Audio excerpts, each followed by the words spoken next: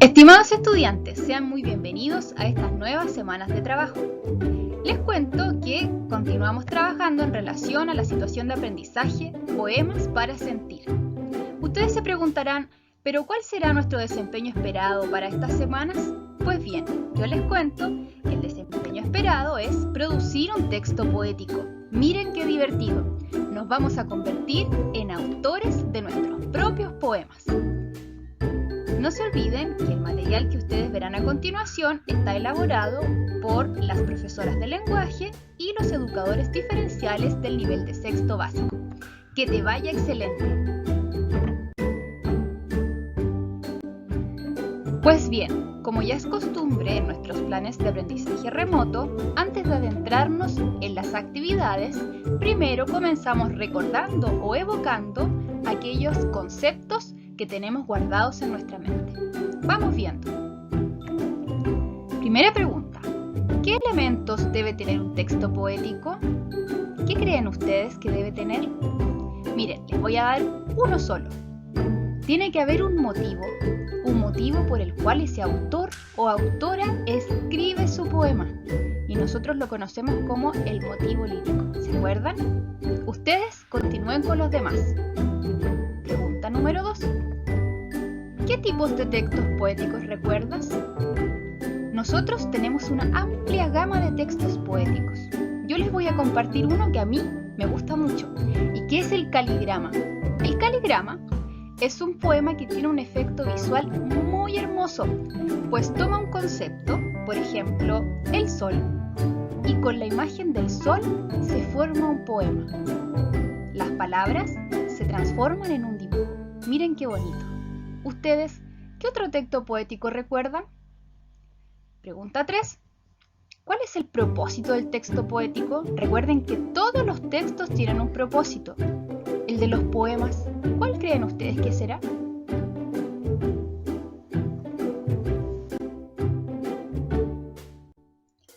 Luego de haber activado nuestra mente con las 3 preguntas anteriores, ahora les voy a recordar la definición del género lírico.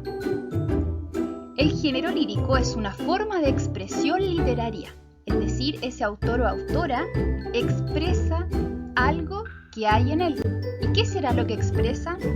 Manifiesta y transmite sus emociones o sensaciones personales. El género lírico es uno de los más profundos géneros literarios, pues el autor o la autora, el poeta o la poetisa, habla de lo que a él le sucede de acuerdo a alguna situación, alguna persona, alguna cosa, etc.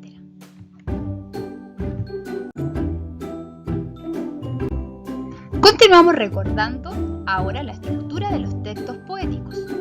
Ten presente que para escribir un poema necesariamente tienes que tener muy claro cuáles son las partes del texto poético. Vamos viendo. La primera parte, y muy importante, es el título. El título tiene que ser representativo de lo que yo quiero transmitir en mi poema. Pero a veces no son palabras, sino que son números. Hay autores que prefieren enumerar así sus escritos dentro de un libro. Luego tenemos los versos. Los versos representan cada línea del poema.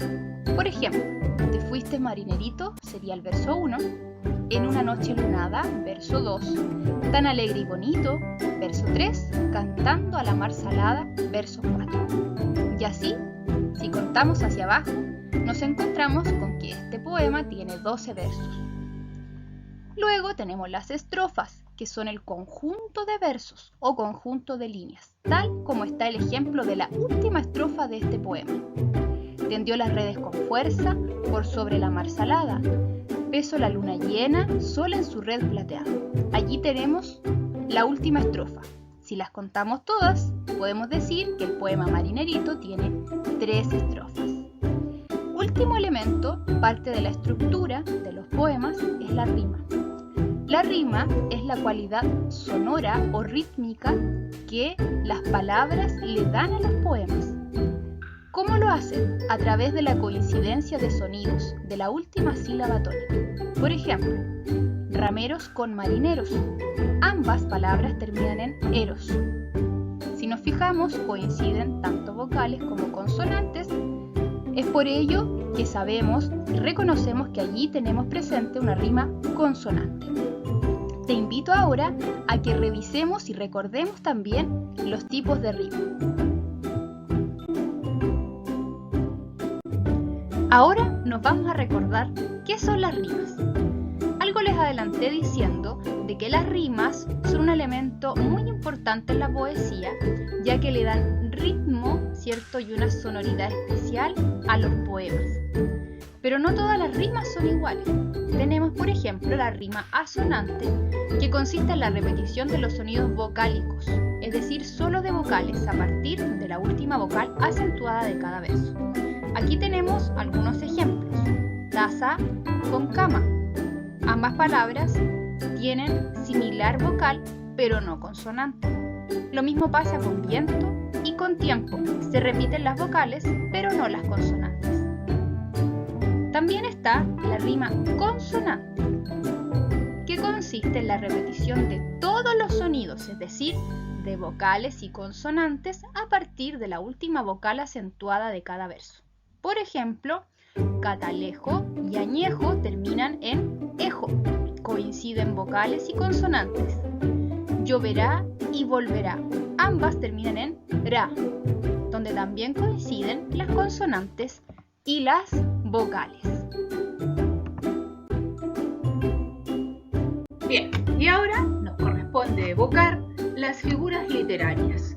Y aquí tenemos las 5 que hemos trabajado en estos remotos. La personificación, que consiste en atribuirle características humanas a objetos inanimados, ¿ya? Esa es una. Después tenemos la comparación. Obviamente, como la palabra dice, compara.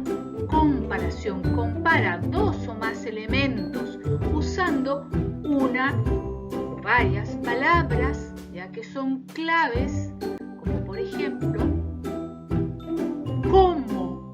Ese es un nexo. Como esta bolita tiene el pelo blanco como la nieve. ¿Ya? Pasamos a la tercera, la hipérbole. La hipérbole es una exageración desmedida de las cosas, de los sentimientos, de las emociones, ¿ya? Aquí hay una figura en que un jovencito ha visto algo o alguien que le ha causado tal la impresión que se le llegaron a salir los ojos. Exagerando. Es una hipérbole. Como cuarta tenemos la onomatopeya, que consiste en imitar los sonidos de la naturaleza, de los animales, etc. Ya muy usada en las mangas y en los cómics. Luego tenemos la aliteración, que consiste en la repetición de un determinado sonido. Por ejemplo, el gato de Gabriela no tiene ganas de comer.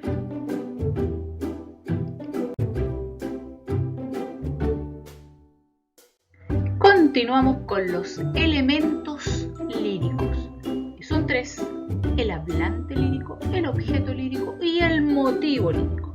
El hablante, que corresponde a una voz ficticia creada por el poeta, a través del cual éste expresa sus sentimientos y emociones. El objeto lírico es aquel elemento que motiva el poema. Puede que sea algo concreto, como una persona o una cosa. Por último, el motivo lírico expresa la interioridad del hablante, es decir, sus sentimientos y emociones.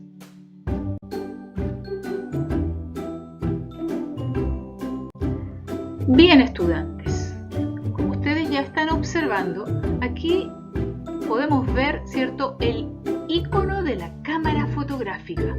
Y cuando está este icono, ya todos sabemos lo que hay que hacer, ¿verdad? Muy bien, me alegro.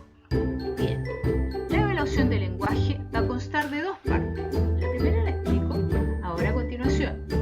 Ustedes van a tener que desarrollar una evaluación de comprensión de lectura de un poema más contenido, ¿ya? Contenido contenido de los textos poéticos. Esto significa que a sus correos de estudiantes va a llegar un link y ustedes van a responder ahí mismo y lo van a enviar a la profesora. ¿Desde cuándo? Desde el 26 de octubre hasta el 30. Desde el 26 hasta el 30 de octubre. Esa es la primera parte. La segunda parte va a constar de escribir ustedes un poema original.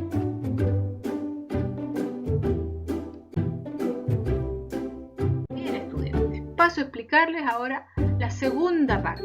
Como ya lo enuncié, vamos ahora a crear un poema, el cual tiene que tener las siguientes características. Título, es obligación, tiene que tener un título. 3 estrofas separadas una de otra por un espacio en blanco o en números romanos. Cada estrofa tiene que tener 4 versos. Cada verso tiene que estar enumerado en orden correlativo.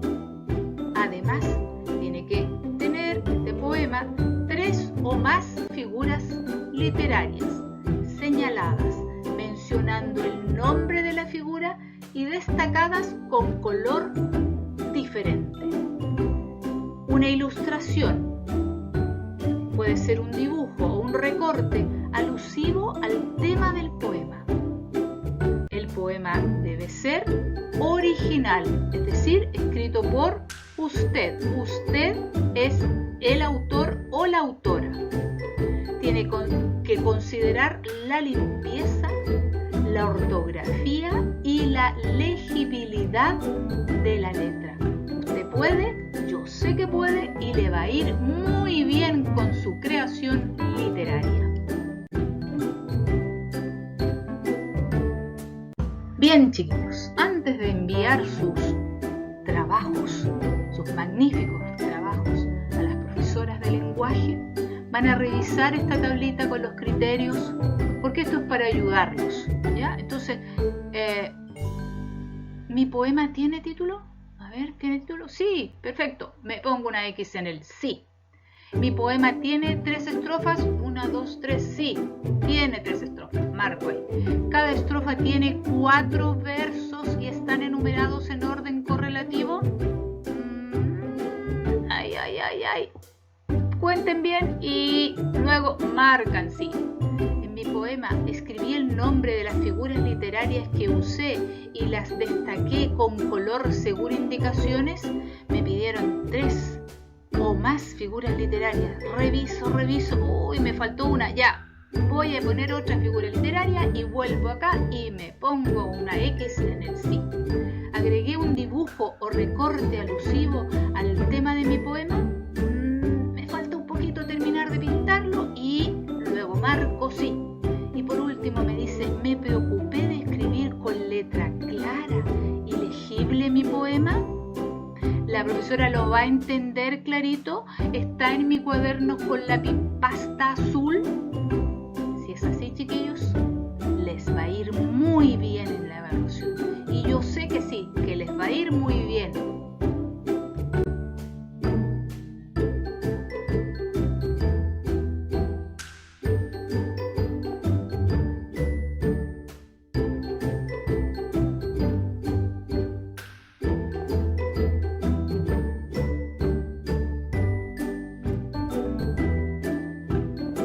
Serás capaz de lograr lo que sea si tu entusiasmo no tiene límites.